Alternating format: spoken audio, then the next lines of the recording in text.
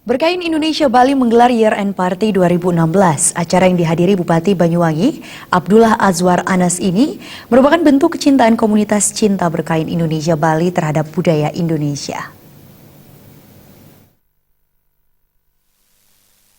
Ketua Komunitas Cinta Berkain Indonesia Bali, Waike Bustami Anderson mengatakan, Komunitas Cinta Berkain Indonesia KCBI Bali merupakan komunitas yang turut membantu pemerintah menjaga harkat dan martabat bangsa dalam melestarikan budaya Indonesia dengan memakai busana berkain dalam keseharian.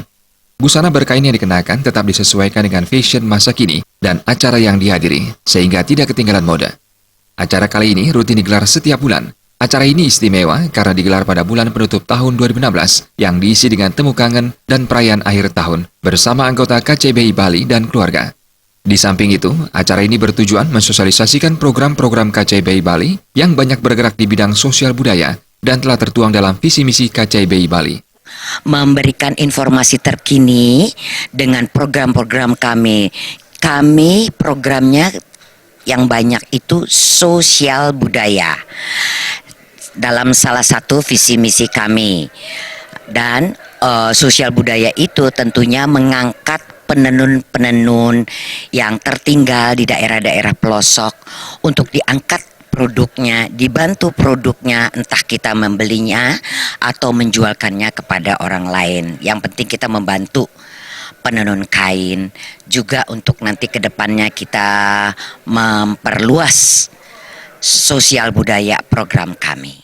Sementara Wakil Ketua KCBI Bali sekaligus Ketua Panitia Year End Party 2016, Biang Mangkuhipno mengatakan, acara yang bertajuk Year End Party 2016 diselenggarakan anggota KCBI Bali dan diisi anggota pula. Semua anggota mengikuti fashion show yang melingkang cantik dengan busana berkain dan bernyanyi.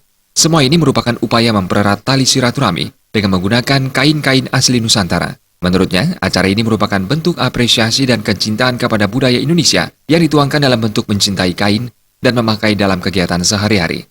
Ini sesungguhnya pesta dari kita, untuk mempererat tali silaturahmi sambil kami semua menggunakan atau mengenakan kain-kain Nusantara.